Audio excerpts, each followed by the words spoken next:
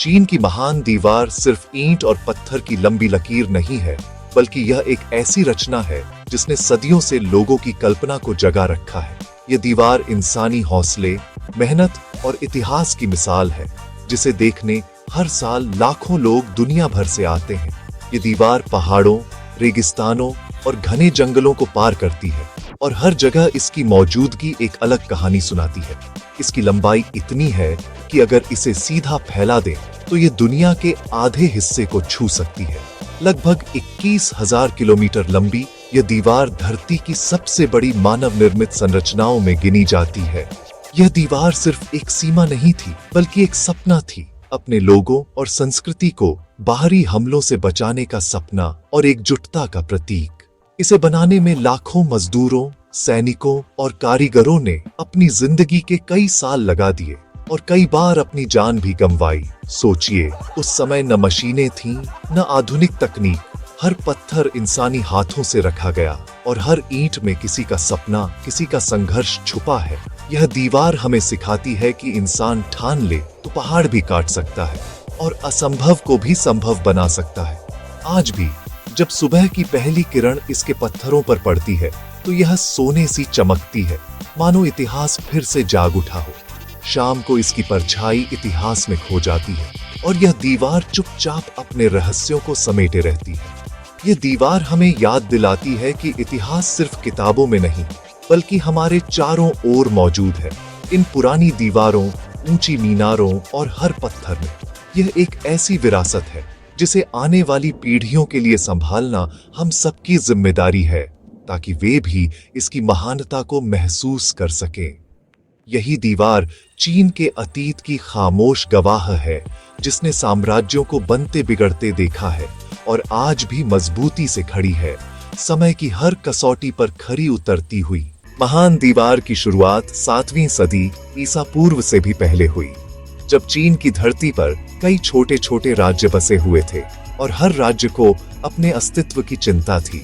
उस समय चीन कई छोटे राज्यों में बंटा था और हर राज्य अपने अपने इलाके की रक्षा के लिए दीवारें बनवाता था।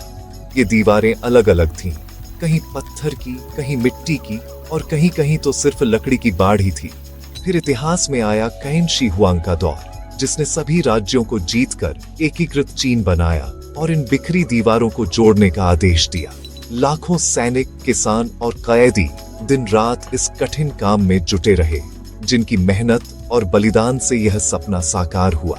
पहाड़ काटे गए, नदियां पार की गईं और दुर्गम रास्तों पर भी दीवारें खड़ी की गईं। इस निर्माण में कई लोगों ने अपनी जान गंवा दी और उनकी याद में आज भी वहां स्मारक बने हैं। कैन सम्राट की बनाई दीवार आज की महान दीवार का शुरुआती ढांचा थी, जो समय के साथ और भी विशाल होती गई। इसके बाद हान सुई जैसे राजवंशों ने भी दीवार को और लंबा, ऊंचा और मजबूत बनाया, जिससे यह दीवार कई पीढ़ियों की मेहनत का प्रतीक बन गई। हर राजा इसमें कुछ नया जोड़ता गया और दीवार का विस्तार होता गया। यह कहानी हमें सिखाती है कि महान चीजें एक पल में नहीं बनती। छोटी छोटी कोशिशें, समय और समर्पण मिलकर ही एक दिन बड़ी कामयाबी बनती है। छोटी छोटी दीवारें, अलग अलग लोगों की मेहनत और कई पीढ़ियों के सपनों ने मिलकर एक दिन चीन की महान दीवार को जन्म दिया, जो आज भी दुनिया को हैरान करती है। चीन की महान दीवार का सबसे बड़ा मकसद था रक्षा, लेकिन यह सिर्फ एक साधारण दीवार नहीं थी, बल्कि एक ऐसी रचना थी जिसने पूरे देश को एकजुट किया और उसकी सीमाओं को सुरक्षित किया। सदियों तक चीन को उत्तर से आने वाले खानाबदोश कबीलों के हमलों का सामना करना पड़ा। इन हमलों से बचाव के लिए दीवार को दुर्गम पहाड़ों और घास के मैदानों के बीच बनाया गया, ताकि दुश्मनों के लिए रास्ता मुश्किल हो जाए।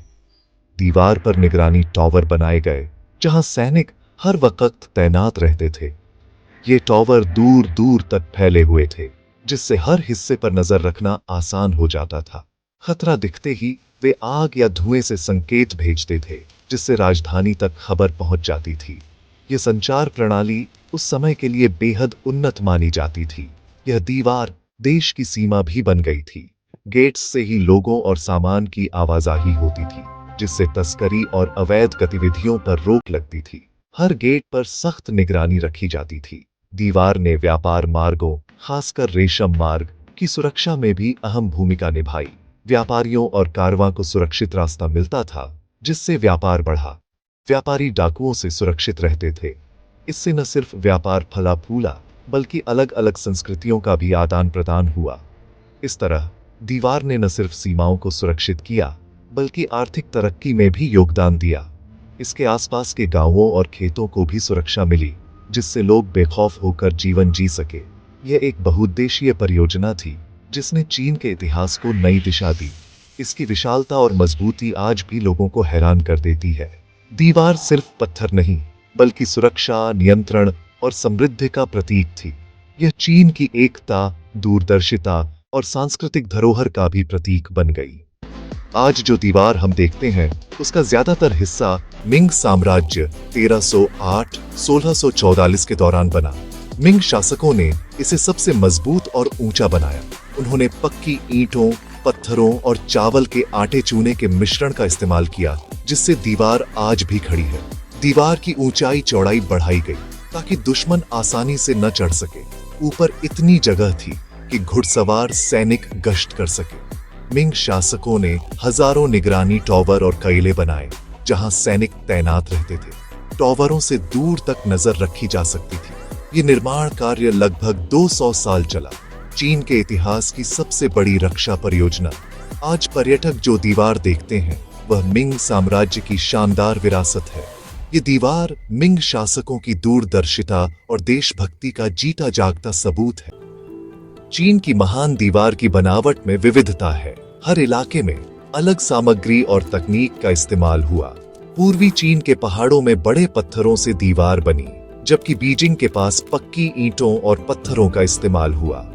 मैदानी इलाकों में पत्थर नहीं थे, तो वहां मिट्टी को परतों में दबाकर रैम्ड अर्थ तकनीक से दीवार बनाई गई।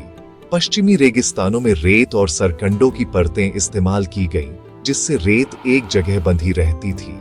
हर हिस्से की बनावट वहां की जरूरत और उपलब्ध संसाधनों के हिसाब से तय हुई। ये दिखाता है कि दीवार बनाने वालों ने प्रकृति के साथ तालमेल बिठाकर काम किया। यही विविधता दीवार को अनोखा और टिकाऊ बनाती है। एक मशहूर कहानी है कि चीन की महान दीवार चांद से दिखती है। यह सुनने में रोमांचक है, लेकिन क्या यह सच है? विज्ञान और अंतरिक्ष यात्रियों के अनुभव बताते हैं कि यह सिर्फ एक मिथक है। चांद से दीवार देखना असंभव है। पृथ्वी की निचली कक्षा से भी दीवार को नंगी आंखों से देख पाना लगभग नामुमकिन है। यह गलतफहमी 18वीं सदी की एक किताब से फैली और बाद में बिना जांच के लोकप्रिय हो गई। कुछ अंतरिक्ष यात्रियों ने दावा किया, लेकिन बाद में पता चला कि वे कोई नदी या पहाड़ देख रहे थे। हाँ, शक्तिशाली कैमरों से कुछ तस्वीरें ली जा सकती हैं, लेकिन वे भी एक पतली लकीर जैसी दिखती हैं। दीवार की महानता उसके इतिहास और मेहनत में है, न कि अंतरिक्ष से दिखने में। आज हम जो दीवार देखते हैं, वह सिर्फ एक हिस्सा है। बीजिंग के पास के हिस्से पर्यटकों के लिए संभाले गए हैं, लेकिन दीवार का बड़ा हिस्सा जर्जर और टूटा हुआ है। अनुमान है कि 30% हिस्सा गायब हो चुका है। मौसम, समय और इंसानी गतिविधियों ने दीवार को नुकसान पहुंचाया है। कई जगह लोग ईंटें निकालकर घर बना लेते हैं। सड़क, रेलवे और निर्माण कार्यों के लिए भी दीवार के हिस्से तोड़े गए हैं। चीन की सरकार और सांस्कृतिक संगठन अब संरक्षण के लिए जागरूकता फैला रहे हैं और कानून बना रहे हैं। दीवार की मरम्मत के लिए परियोजनाएं चलाई जा रही है, लेकिन यह काम बहुत बड़ा और चुनौतीपूर्ण है। यह दीवार पूरी दुनिया की संपत्ति है। इसे बचाना हम सबकी जिम्मेदारी है। चीन की महान दीवार को पूरी दुनिया में असाधारण सांस्कृतिक और ऐतिहासिक स्मारक माना जाता है। 1987 में यूनेस्को ने इसे विश्व धरोहर स्थल का दर्जा दिया। यह सम्मान सिर्फ सबसे अनमोल विरासतों को मिलता है। यह दीवार वास्तुकला और सैन्य रणनीति का उत्कृष्ट उदाहरण है और चीनी सभ्यता के विकास की गवाह है।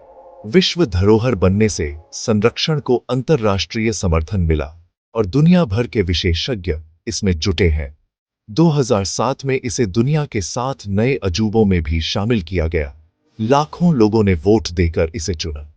हर साल दुनिया भर से लोग इसे देखने आते हैं। यह दीवार अब संस्कृतियों को जोड़ने का जरिया बन गई है। यह इंसानी जज्बे, हिम्मत और रचनात्मकता का प्रतीक है, जो हमेशा प्रेरित करता रहेगा। चीन की महान दीवार सिर्फ पत्थरों का ढेर नहीं, बल्कि चीन की आत्मा और पहचान का हिस्सा है। यह चीनी लोगों के लिए एकता, धैर्य और इच्छा शक्ति का प्रतीक है, जैसे भारत के लिए तिरंगा। दीवार चीनी लोक कथाओं, कविताओं और कला में बार बार आती है। यह त्याग और बलिदान की कहानियों का स्रोत है। आज भी जब चीन के लोग किसी चुनौती का सामना करते हैं, तो वे महान दीवार का उदाहरण देते हैं। ये सिर्फ भौतिक नहीं, बल्कि मानसिक दीवार भी है। मुश्किल समय में मजबूती की प्रेरणा देती है। किन शी हुआंग ने छोटी छोटी दीवारों को जोड़कर एक महान दीवार बनाई, जैसे उसने राज्यों को जोड़कर चीन बनाया। यह दीवार सिर्फ एक संरचना नहीं, बल्कि एक भावना है, एक राष्ट्र होने की भावना।